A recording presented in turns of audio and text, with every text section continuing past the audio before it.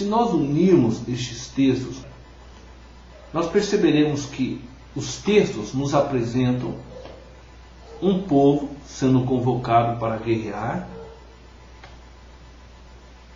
Este povo recebe autoridade para pisar sobre o inimigo e sobre o seu território e declara que as nações não resistirão diante do exército de Deus. Nossa luta hoje se faz em um nível espiritual. E aí nós temos a promessa de que as portas do inferno não prevalecerão contra a igreja do Senhor. Você conhece sua autoridade em Deus? Não? Bom, ao mencionar serpentes e escorpiões, em Lucas 10, 19, o Senhor Jesus está se referindo ao poder de toda a hoste maligna. O diabo, principados, potestades, demônios. Deus está dizendo que nos deu poder sobre todas estas hostes malignas. Precisamos estar conscientes de que, no nome de Jesus, temos autoridade sobre eles. Algumas pessoas, por equívoco, creem que o Senhor deu essa autoridade apenas para os apóstolos no início da igreja. Será que a igreja do Senhor Jesus tem menos autoridade hoje do que tinha no primeiro século? Não. Isso é uma hipótese completamente absurda. O valor da nossa autoridade repousa no poder que existe por trás dela, o próprio Deus. O diabo e suas hostes demoníacas sabem que temos essa autoridade. É preciso entender, entretanto, que o uso da nossa autoridade depende de pelo menos 3 princípios básicos.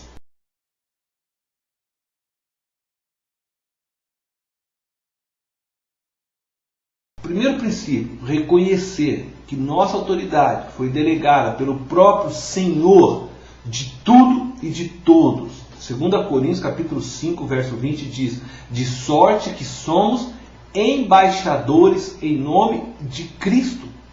E isso significa dizer que por trás de nós há um governo e um governador. Sim, o governo é o reino de Deus.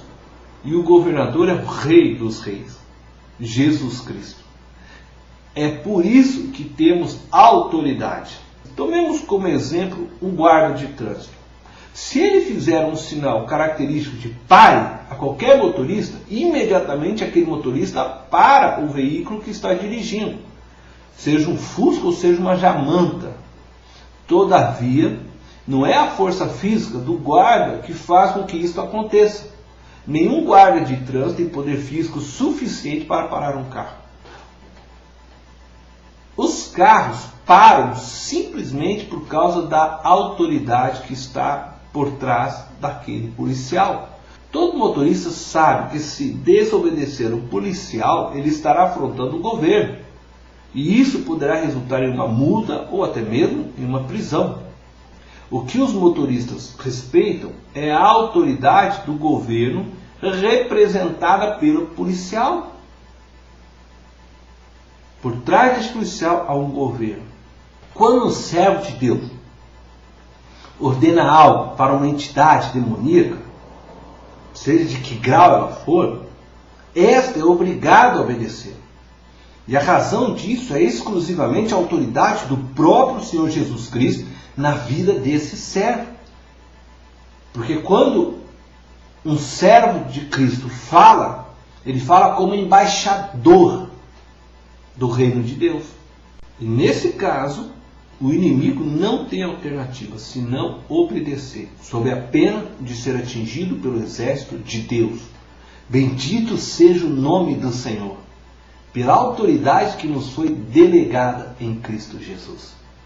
Paulo disse aos crentes para serem fortes no Senhor e na força do seu poder, conforme escreve em Efésios capítulo 6, 19.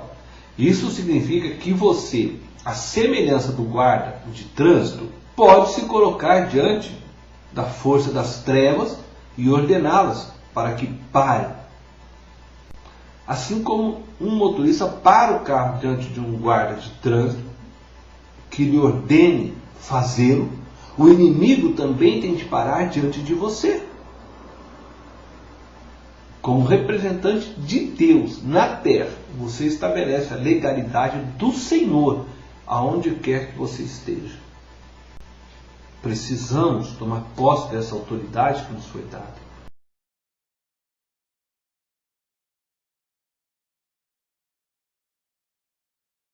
O segundo princípio é que a autoridade ela se manifesta por meio do nome de Jesus e somente para aqueles que foram selados pelo Espírito Santo e que permanecem cheios do Espírito.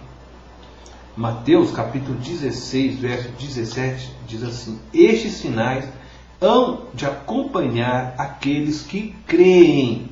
Em meu nome expelirão demônios, falarão novas línguas, pegarão em serpentes, e se alguma coisa mortífera beberem, não lhes fará mal. Se impuserem as mãos sobre os enfermos, eles ficarão curados. As vestes indicam autoridade. Quando um guarda de trânsito está de serviço, ele precisa de um uniforme. Mas sem uniforme, ninguém o respeitará como autoridade, porque ele não é identificado. Caso ele se ponha à frente de um carro em movimento, sem uniforme, ordenando ao motorista que pare, ele correrá o risco de ser atropelado. De modo semelhante, o sinal da nossa autoridade é o revestimento com o Espírito Santo. Quando estamos revestidos com Ele, temos a mais alta autoridade do universo. Desde Atos capítulo 1, verso 8, quando o Espírito desceu sobre os discípulos que se encontravam reunidos em Jerusalém, todo cristão, quando recebe a Jesus Cristo, imediatamente ele recebe o Espírito de Deus. Então ele recebe sobre ele a marca de Deus, o selo de Deus, e recebe nesse momento poder para testemunhar. E esse poder é como um uniforme do policial. Você precisa ser revestido com poder para que o inimigo o respeite. E para que você receba o Espírito Santo, para que ele te revista com esse poder, é necessário que você aceite a Jesus Cristo como Senhor da sua vida, como seu Salvador. É necessário que haja em nós arrependimento. Não é arrependimento de obras más que fizemos, mas um arrependimento de toda a cosmovisão da vida que possuímos. Precisamos reconhecer que este mundo foi criado por Deus, que fomos criados por Deus e que devemos viver para Deus, e não em busca de nossa felicidade, não tendo o eu como um centro, mas Cristo o centro e a razão da nossa existência. E quando você se arrepende disso, você se volta para Deus, reconhece que Deus é o centro, a razão da sua existência, o autor da vida, o criador de todas as coisas, o sentido da vida para você muda. E isso é arrependimento. Isso é nascer de novo. É ter uma nova mente, um novo olhar de compreensão da vida. E quando isso acontece, você recebe o Espírito Santo, você é então revestido pelo poder de Deus. E você então está pronto a usar da autoridade que Cristo lhe concedeu para pôr em liberdade aqueles que estão cativos e oprimidos pelo diabo, pelas forças malignas de Satanás. Você recebe o poder para ministrar a palavra de Deus e pregar este Evangelho, dessa forma rompendo com as forças malignas que operam sobre este mundo tenebroso. Esse revestimento, ele é invisível aos olhos naturais, mas ele é visível no mundo espiritual. Os principados e potestades sabem quem são os filhos de Deus, porque eles conseguem ver a marca, o selo de Deus, que nós aos nossos olhos não conseguimos. Meu irmão, minha irmã, contudo, eu preciso dizer algo para vocês. Se vocês não andarem segundo a orientação do Espírito de Deus, não viverem no Espírito, como diz o apóstolo Paulo, não andarem no Espírito, vocês não terão autoridade. Suas orações não serão ouvidas. O inimigo com certeza irá te destruir, porque ele vai encontrar brechas em sua vida para trazer o mal, intrigas, confusões. Você não pode viver no pecado. Eu não estou dizendo que você não pode pecar, mas você não pode viver no pecado. Provérbios 28, verso 9 diz assim: o que desvia os seus ouvidos de ouvir a lei, até a sua oração é abominável. Lembre-se, pecado é errar o alvo. E quando eu vivo de maneira contrária aos princípios de Deus, estou errando o alvo. Estou pecando e minha oração não será ouvida desta maneira. A não ser que seja uma oração de confissão, de arrependimento, de disposição de uma nova mudança. Por isso eu peço que você vigie.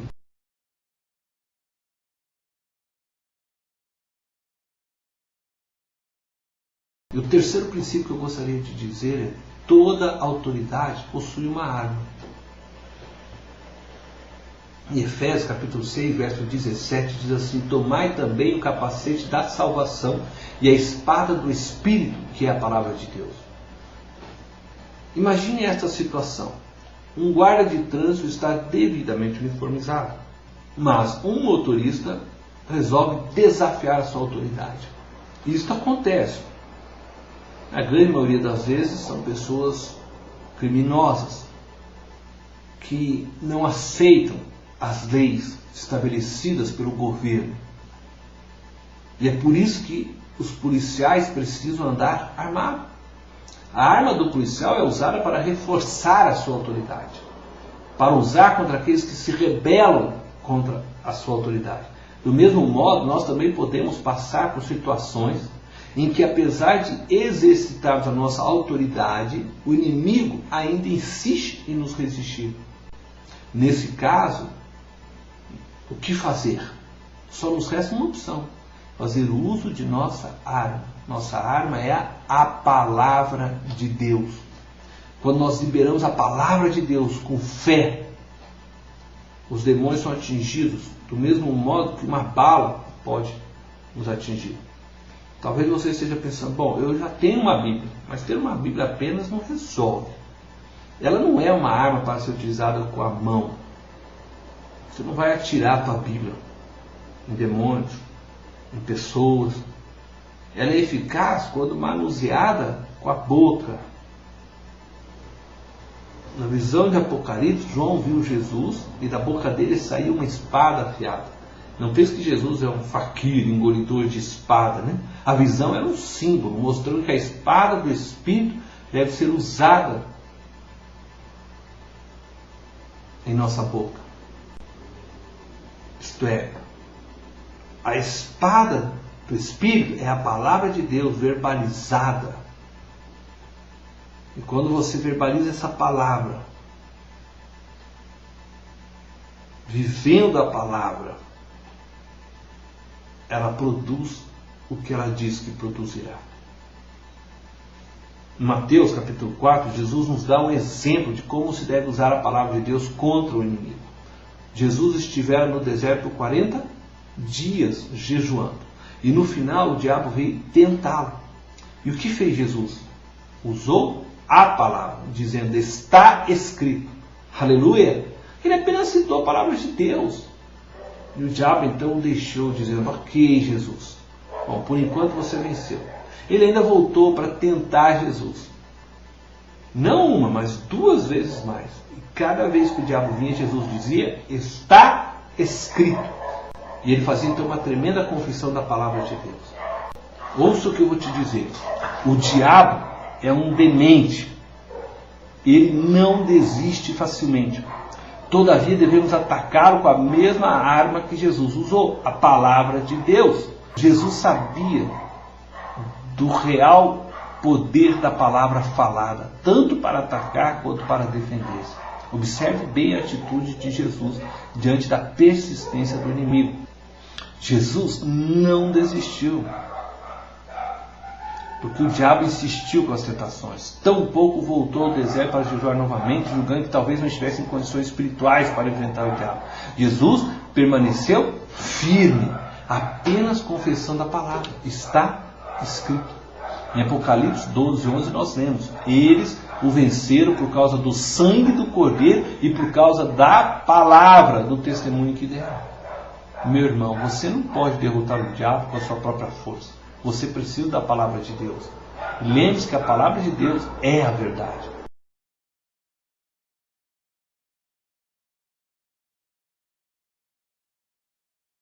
A verdade não é o que você vê, nem o que você sente. A verdade é o que a palavra de Deus diz. E ainda que você não veja, ainda que você não sinta nada, ainda assim confesse a palavra de todo o seu coração. Creia nela. A confissão gera fé em você. A fé vem pelo ouvir da palavra. Por sua vez, produzirá a realidade daquilo que a palavra de Deus diz.